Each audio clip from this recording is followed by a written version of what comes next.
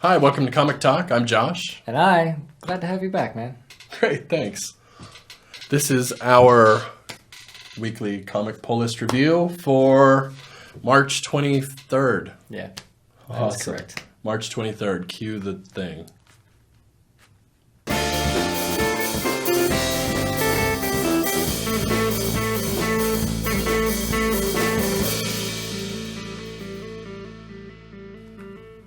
All right, great. And before we get started, just a quick thank you to Christina for covering for me while I was gone. Yeah, she was awesome. She was awesome, and she will definitely be back, assuming she decides she wants to come back. We'll have her in to do some more of these episodes with us. Maybe get all three of us in here at once. Yeah, that'd be crazy. It'd be crazy stuff. Blow your minds over there. So this week we have three titles. We have Bloodshot Reborn Annual 2016. There's what that looks like in black and white. We got Hawkeye number 5. It's a Marvel title. The other one was Valiant. Yes. And an Image title, Ringside number 5. And there's what that one looks like in black and white. So we're going to start out. We're going to talk about Bloodshot Reborn. This is the annual for this year. Mostly written by Lemire, the usual suspect here. There's like 5 stories in here, 4 or 5. The first one is him.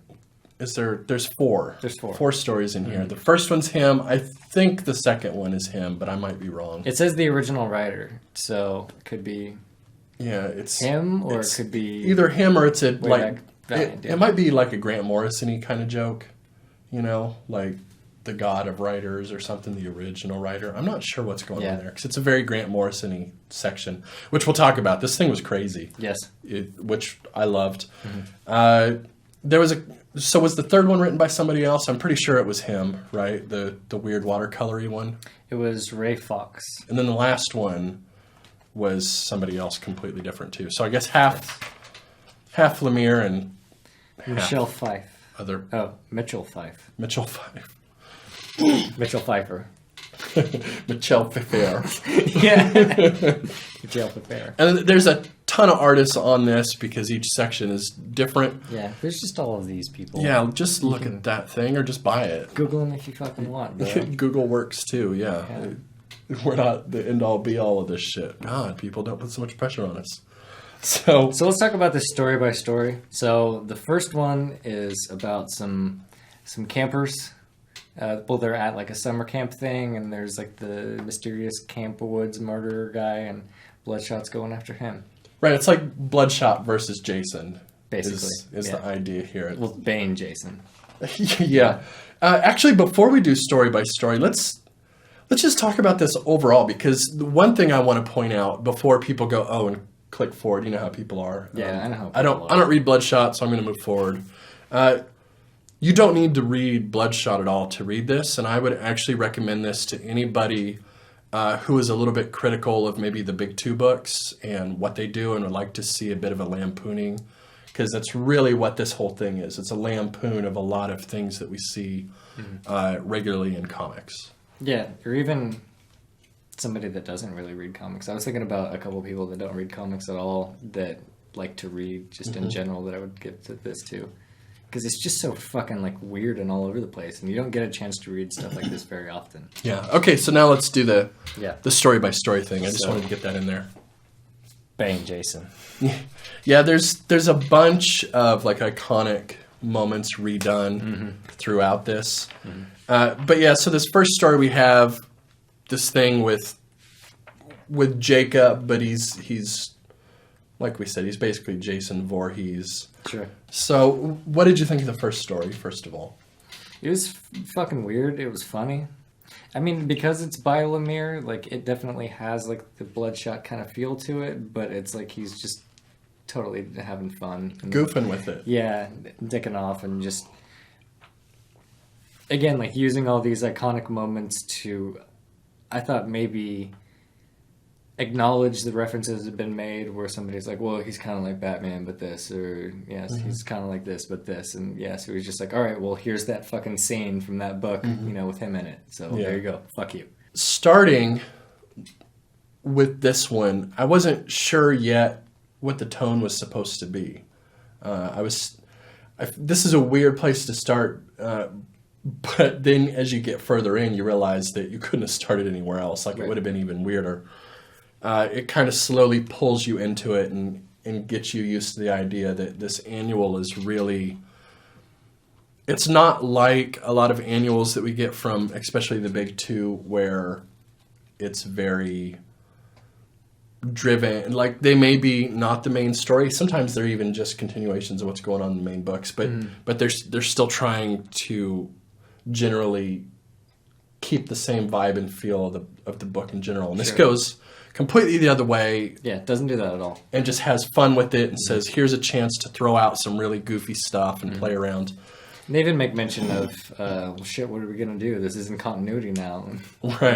Right. So, yeah, this first one, I liked how it played out, but I think it bookends a lot better as you get to the third story. So I don't want to talk too much about the first one. Sure. It's just kind of pulls you into this thing and gets you started with, okay, we're playing around and having fun.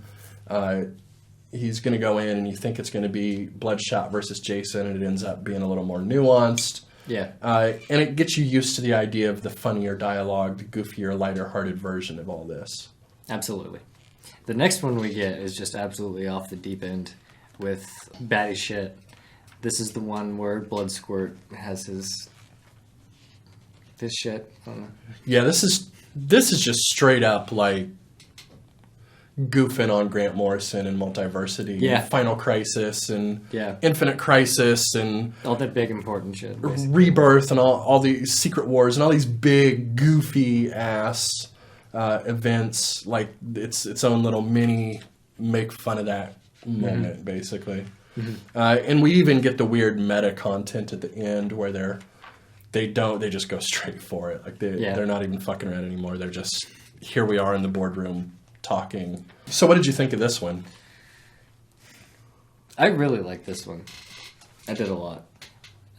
I especially liked in the beginning there was a little footnotes and they made the female Blood Squirt and they wanted to call her Squirt Gwen. Squirt Gwen. Yeah. They couldn't because they were pretty sure that they would get sued if they did.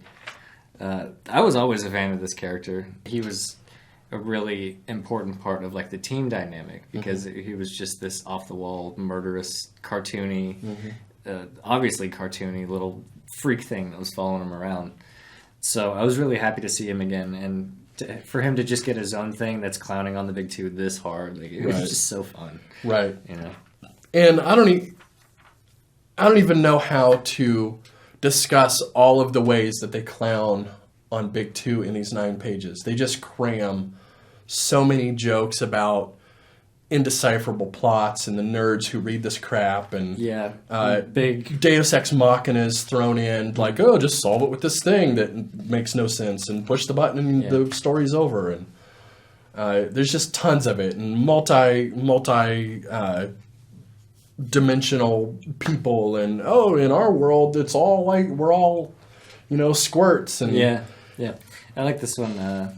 She has this thing and she says it bends space-time accelerating dark matter and focusing the harmonics of the quantosphere, and then she says basically it's a big ass bomb. Right That's great. That's one of the things. That's like the Deus Ex Machina I'm talking about. Like it's like, how do we solve it? You just push the button on the thing with the big long name, and that's the solution to the problem. And there we go. I have this thing. Yeah, I got a thing. You just use the thing. The thing for this. And we also have that moment that we talked about before we got on camera with Faith holding the dude. That's straight out of like 12 different big DC events. We always get this iconic image, Yeah, that one right there. Right there, that thing. They're holding him. No, It's a fat chick holding the muscular dude. It's amazing. It's pretty good. So we're always getting that in DC. It's been referenced so many times now that it's become a cliche, and now we see it here. All in all, really funny. I really liked this story. Yeah. And then, interestingly enough, we get this third story that goes completely the other way, and is actually really nuanced and kind of sad and poignant. And really cool. Maybe the highlight for me of the annual is this third story. Yeah, very watercolory. A lot of mean, there's a lot of words on the page that really you don't have to read, or I think you're really not supposed to, which is like so weird. Well, that's kind of the idea. All of the red stuff is just cluttering up his world, right? Yeah. That's kind of the point, which you learn as you read through it. Yeah, where I was going is that it's a different technique to writing than I think I've seen in anything else. And I don't think it could exist outside of comics even. No. Which is amazing. Yeah, this is a story that you can only tell in this format. Love that kind of shit. So. Yeah, me too. I really feel like this is the strong point of this. I would highly recommend this annual to anybody that reads superhero comics in general. But this is the best part, and I would buy this annual just for this story. I thought this was really good. Of course, it only works if you read the first one beforehand. Sure.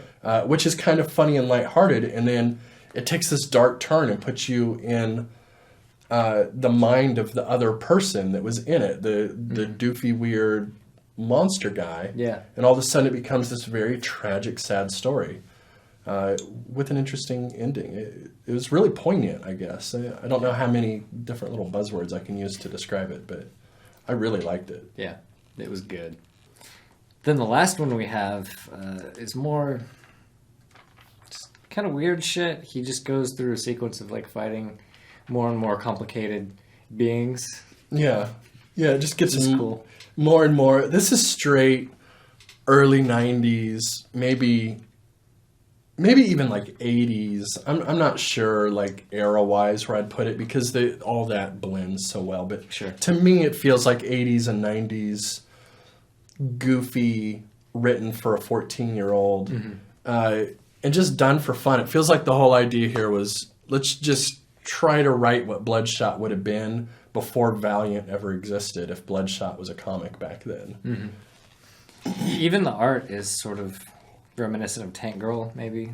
That was kind of the vibe I was getting from it. Well, or even like a lot of the people after Kirby that were trying to do a Kirby kind of thing. You know, it's like a cheap knockoff Jack Kirby, which I thought was just a ton of fun. Like, I could see that. The coloring is just super fun as well. Like everything's just neons, fucking like X Games colors. Right. You know? Yeah, it's all extreme. Yeah. The Mountain Dew color palette. And I love how how none of the story makes sense. All of the dialogue just feels like it's like half of it's missing almost, which is perfect for the time period that they're trying to ape, or this style of comic back in the day. You know, there was so much of this garbage when I was a kid. I remember reading things like this all the time, and just you would get to the end, and as a kid I would always think like, man, I guess this is just over my head. You know, I'm just not too young for this. I'm just not mature enough to really understand what's going on. But then you go back and read, and a lot of it was just like this, and they're just playing with that idea of trying to sound smart by just loading it full of so much indecipherable nonsense. Yeah, kind of. I don't know, what was that movie? Inception.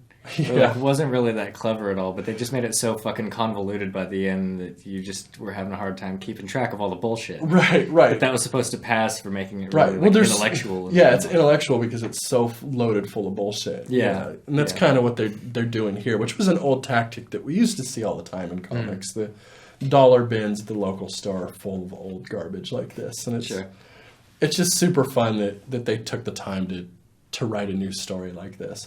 I liked it, even though it was a little bit hard to read in places, you know. Yeah. Who'd you most closely compare it to? Like maybe some of the shitty X-Men? Yeah. Early 90s X-Men. Yeah. For sure. Also, an odd note is I noticed this kind of takes sonata form.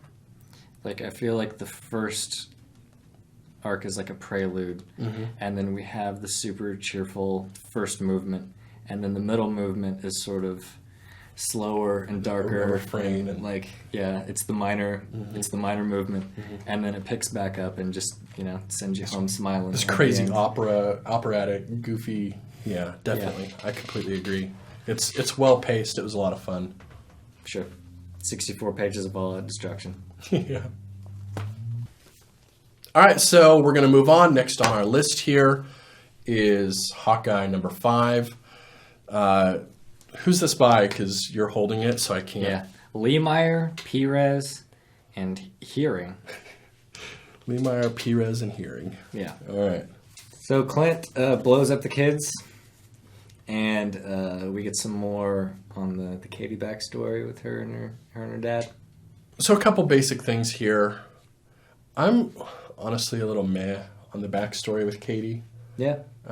It's not bad. I just I feel like I've seen it all before. The daughter tags along. She finds something out about her dad, tags along, and then gets kidnapped and becomes a problem, right? I feel like I've seen that too many times. I do think that this particular one was the low point of it, though. Mm-hmm. And I don't necessarily mean that in a bad way. Mm-hmm. Because I think that there's room to pick it up from there. I think they started it out in a very unique kind of way. So I think maybe it'll end with something like... something I'm not expecting. I hope so. I hope he just doesn't, like, save her, and then that's kind of that. And he's like, you can't know this about... Yeah. Well, because I liked last issue with her, with young Katie. Mm-hmm. But this one just felt trite or just cliche. Sure. But maybe you're right. Maybe next issue we'll get something that really turns it on its head. Yeah, I hope she kills somebody. That'd be crazy. Yeah, it'd be cool. She kills someone, or just something more than just a cliche ending for it all. I hope happens. Sure. I loved Clint blowing up the fucking kids, though. Me too. It was awesome. Me too. I loved everything about the Clint scenes. Mm-hmm. One thing I always love when they do is Clint with the hearing aid. Anytime they make that part of it, I just immediately love it a little bit more. Mm-hmm. And it's even brought up in the dialogue.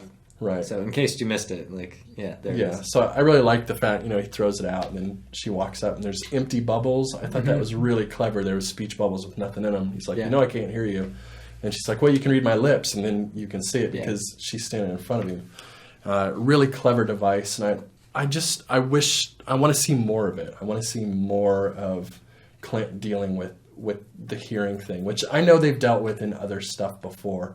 But I just want to see more of it because I like it so much, But I agree, that whole scene was fun. The blowing up the truck. You're like, what? That's ridiculous. God damn it. Really? Fucking Clint, Yeah. Yeah.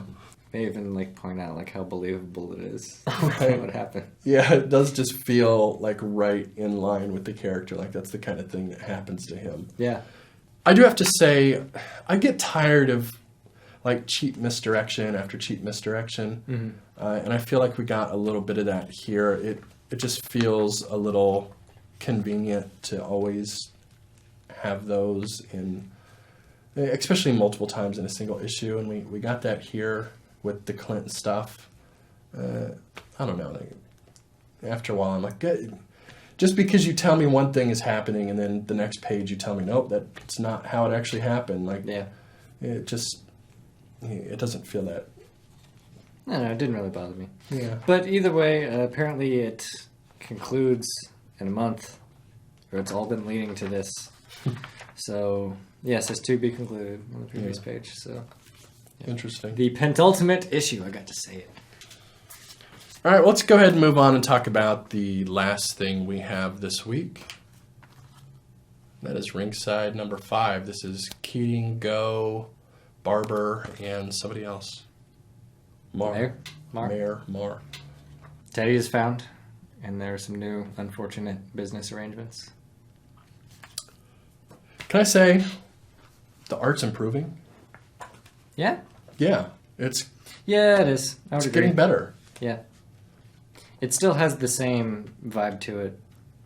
Sometimes I still felt like it was a little bit like what we complained about. But, there's at least a little bit more shadowing and stuff now. Everybody's not so blobby. Right. Yeah, I think the coloring is really improving as part of it. The color seems to be taking a little bit more time to do more advanced shading on everything, giving things a little more dimension instead of just being flat. Yeah, maybe that's it. The art isn't any better, but the coloring is a little bit better, which makes the art seem better. Right. I think that's what it is, yeah. Art aside, you can we got so many episodes where we've talked about the art here. And really what we've always said every time, I think, is still probably relevant here, where the art just is not why you're really reading this. It's the story and the writing. So how do you feel about where we're going there? Fantastic. Yeah, it's still great, Yeah. right? It establishes a new status quo for a main character at the end, and it feels like a totally cool, easy transition. Like, I don't have any trouble believing it. I'm not bummed out about it. It's like, okay, this is going to be interesting. I'm excited. The other stuff, the side story that we have with the other two characters, I was really into that as well. The part where he's talking about how he really wanted to go out and like put over, as he said, like some new talent and, you know, like make this kid like the next greatest thing, because that would in turn be part of his legacy as he like made this person. Right. So yeah, I liked it. I have very little complaints here. I agree. There were some interesting turns that I didn't expect that were really cool. We learned some things finally about stuff that's really been a mystery, like what the hell was going on. Like, I wasn't even sure what his little thing with these guys was about, like what he was trying to accomplish, right? Like and so we finally come back to his friend, and he finds him, and they bring him in, and we learn what the hell's been going on there. And then we get another really dark turn with that. And then on the other side, we have what's a pretty fun genre with the old wrestler and the young wrestler. And like you said, there was the great, I guess, really it was kind of a monologue. pretty much. A guided monologue. Yeah. Yeah, Socratic monologue, maybe. I don't know. But I thought that was really well written, and I'm just still really enjoying these characters here. If anything, I thought there was a few points where the dialogue felt clunky enough to bother me a little bit. Yeah, the bad guy character is... That's exactly it. That's exactly it. The main big boss guy felt just a little clunky and weird. I thought the writing on him was strange. Maybe I just wasn't... I felt like maybe I was reading him wrong. Have you ever had that experience when you're reading something and maybe you just can't quite figure out what the tone and feel of the character's supposed to be? Sure. I kind of felt like maybe it was my fault, which is strange. I thought he was kind of like cliche bad guy. That's why I didn't like him. It was like that I could predict all of his dialogue. Right. That could be, yeah. And it felt out of place with these very nuanced characters. Everyone else is very nuanced and non-cliched and has a lot of depth to their character and also to their dialogue. Their dialogue really fits each character really well. So I think that's probably part of it, where I was trying to read a little bit more into him, and you're not given much here. Yeah. As a last note, I really liked this opening sequence. It's not going to be a big spoiler, I think. I mean, you can stop watching if you want. But when he's like fighting the bad guys in the beginning, and he gets through all of them, but then he has a fucking heart attack. Yeah. That was such... Like, wasn't expecting it at all, and I'm so glad that it happened because it just took everything cliche like right out of it. Right. You know. Yeah. Just, and that's been consistent through this whole series. You know, even when it takes you to the ending that you would expect, it's still then it sits a beat longer and twists something. You know. It says, well, what happens 5 minutes later? You know, that kind of thing. And that's another example of what we've come to expect here, but it's still always done in a way that's exciting and fun to read. Sure. One thing I was a little bit unclear about, is this guy on the last page, is that our main character? It is. Okay. I thought so. He just looked so healthy in this. Right. Yeah, I guess we're moving forward a little in time, yeah. Yeah, and it's going to come back in July, so we're going to have a super light week here in like 4 weeks when I just scope out some new shit. Yeah, that's true. We have a couple other open spots, and we got a lot of Marvel already. So if anybody else has any suggestions on stuff we could pick up during this lull in April and May, let us know down below. Because other than that, we're done for the day, right? Like we just had the 3 issues today. I know on Facebook I said that we were going to release an episode Friday. We didn't have one Monday. I got married, went on a honeymoon, then I got sick. So things have been a little crazy for us. I don't know if we're going to have an extra episode this week. This might be it, right? Yeah. I think that's where we're at. So Monday, I think we will finally release the Ex Machina trade review. That's for Volume 1 of Ex Machina. It's an Ex Machina, actually. Is it really? Are you just fucking with me? Because he used to be a machine. Why do you do these things to me? He used to, and then he wasn't. But then he was again. He still kind of is. It's like machinations. Machina. It's Latin. Deus No, ex it's machina. like he has machine parts in him. I've also heard it He said. was the great machine. I've also heard machina. Well, that's as just well. silly. I think that's the worst one. If you Yeah. say that, then I don't like you. But we're gonna look at that. That's or like you know, or Facebook I don't or Twitter. want. I don't want none of that shit from you, you machina weirdo. But yeah, we're gonna talk about that one. That one's Brian K. Vaughan. We've just recently read that. It's been sitting around forever. We've been talking about reading it for a really long time. Yeah. So we just jumped in and said, hey, what are we going to do this week? Let's do that one. So we're going to check that out. Other than that, we do this every Wednesday. Every Monday we try to do something else. Talk about the industry, talk about trades. We're going to do a bargain bin coming up here pretty soon again. We haven't done one of those in a while. Sure. Also, we're not, as much as we try to pretend, we're not endless wells of knowledge of old stuff that you can read. So if anybody has any suggestions on good bargain bin stuff that you'd like us to check out and give our opinion on, the idea for bargain bin, if you haven't seen those, is basically we want old runs that are cheaper than buying the stuff new. So That are good. that's good, Yeah. So anything that averages maybe less than $2 an issue. If you know something like that you think we just really should read and get out there to people, let us know. That would be awesome. We've got a bunch in mind, but there's only so many, Sure. that we can know. Facebook, Twitter, subscribe, like, Reddit, Tumblr. Leave. Go away. We're done.